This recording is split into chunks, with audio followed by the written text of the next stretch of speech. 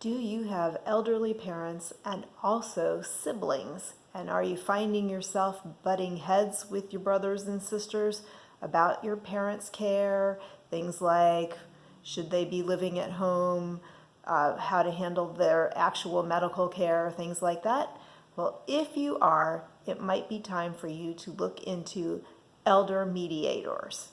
So stay with me. We're going to look into elder mediation and how it can help save your relationship with your siblings. Hi, it's Robin with SeniorSafetyAdvice.com. If you haven't already subscribed to our channel, please do so. It's free. You just click that button down in the corner and hit the little notification bell when it comes up, and you'll get a notification every time we release a video, which we do every Friday with tips and tricks for aging in place safely, and we hope you'll join us.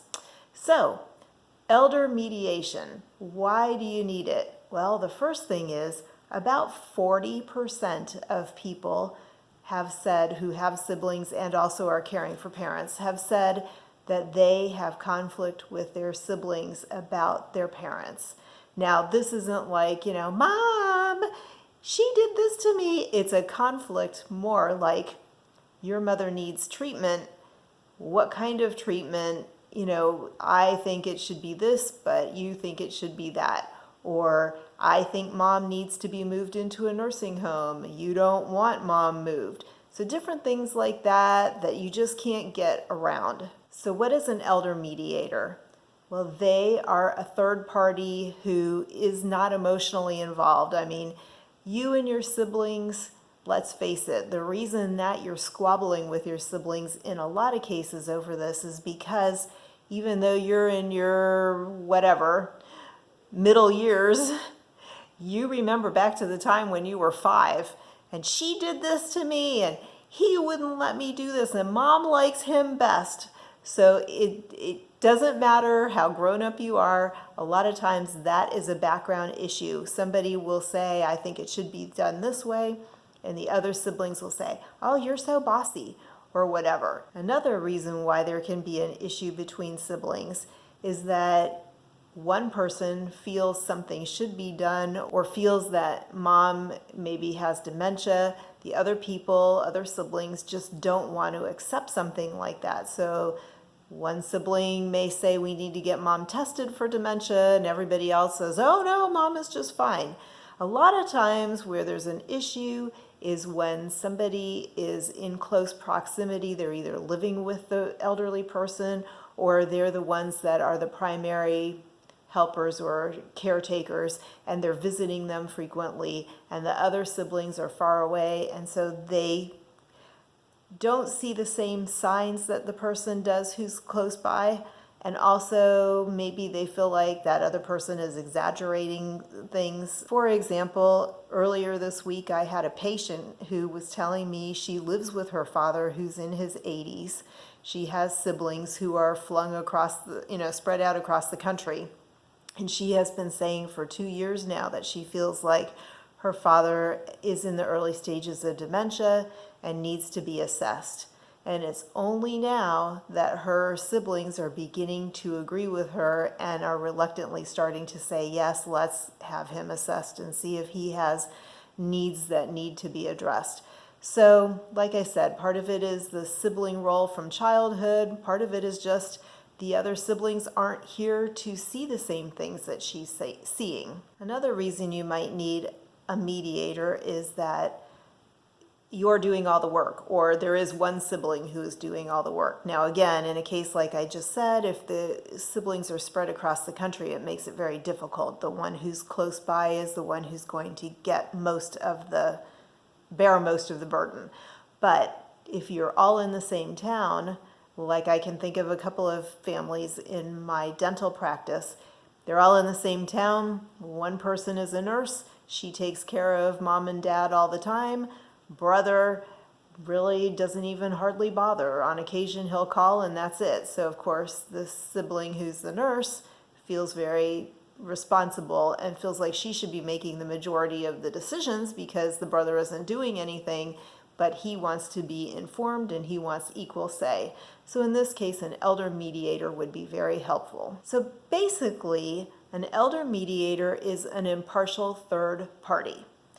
They're going to help you take the emotion out of everything, and they're going to help you with the details. You may think that mom needs to be moved into a nursing home, but an elder mediator is going to be able to lay out the steps that are required to find out whether she does need it, maybe because of a medical or a cognitive issue. They're going to let you know the steps that need to be taken to find the best care for her, the best home for her if she does need to be moved, things like that. It takes all of the emotion out of the equation and also gives you a roadmap to follow so that everybody's on the same page and one isn't going off and doing one thing and then everybody gets bent out of shape because they didn't know that person was doing this particular thing with dad or with mom, and so it just eliminates a lot of conflict. So elder mediators are professionally trained in mediation. Sometimes it'll be a lawyer, sometimes it will be a therapist. The biggest thing though is that the person is trained in conflict resolution. So how much does an elder mediator cost? Well, in general, it should not, unless there are huge problems that have to be gone into. But in general, it should only take you a couple of sessions to get things all figured out and resolved. But they cost, depending on where you live, anywhere in the neighborhood of $150 to $300, $350 an hour, which I realize sounds expensive, but in the long run, going to a mediator may actually save your relationship with your sibling. Plus, if everybody agrees to what the mediator has set out, then it can't be a case later of, well, I didn't realize that you meant this, and so I agreed to it, but now I'm not going to agree to it. I think it's wrong. It just eliminates conflict now and going forward. Now, if you think that that's a little expensive, again, it's worth it. But you could, depending on your situation and what you are actually arguing about, you may find a benefit in going to somebody who's not necessarily a mediator, but I'm thinking more like a financial planner if you have some concerns about money, or like a geriatric case manager if you're worried about whether a parent should be going into a different living situation. Things like that. Another alternative would be an elder care attorney. A lot of times you need actually an attorney in situations. So how do you find an elder mediator?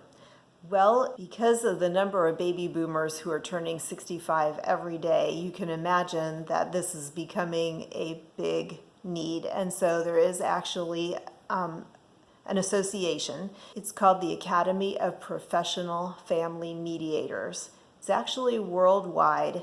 That depends on where you live. I should say that there are sporadic pockets all across the world and actually within the United States. But given that nowadays we've got virtual options, I would think that you would want to look for somebody, if there is no one in your area, you would want to look for somebody who has a virtual option, and that way actually it's a good option, because if your siblings are spread out across the country or in some cases across the world, everybody can coordinate. It can be a conference, Zoom call type of a thing, and you can do your sessions that way. So I would definitely look for somebody who will see you virtually.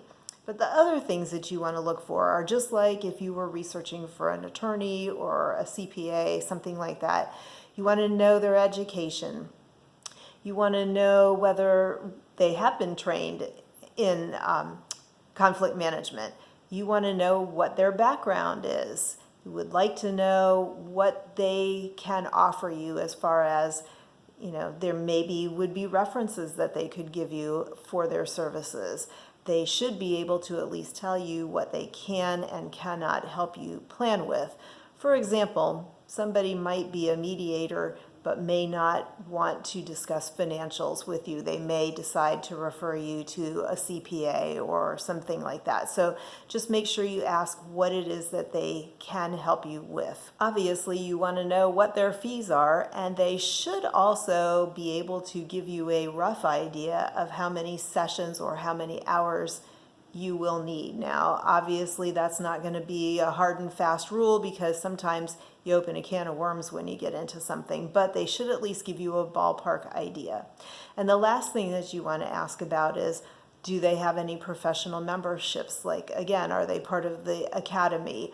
Or are there other things that they are members of? It just helps to show what their skill levels are, what they bring to the table. So anyway, I hope that this will help you going forward. Sibling conflict is never good, and you don't want to end up losing a sibling relationship over elderly parents who may not be in the picture for very much longer, but you and your sibling have, how many more years that you might not be together enjoying each other's company because of something like this.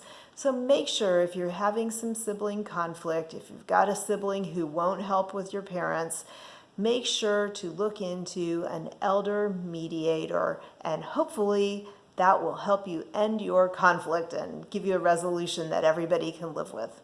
So thank you for watching. Again, if you haven't subscribed to the channel, please do so. It's down in the button's down there in the corner, the subscription button. Everything I've talked about today, I will go ahead and drop links down in the description below so you'll be able to take a look.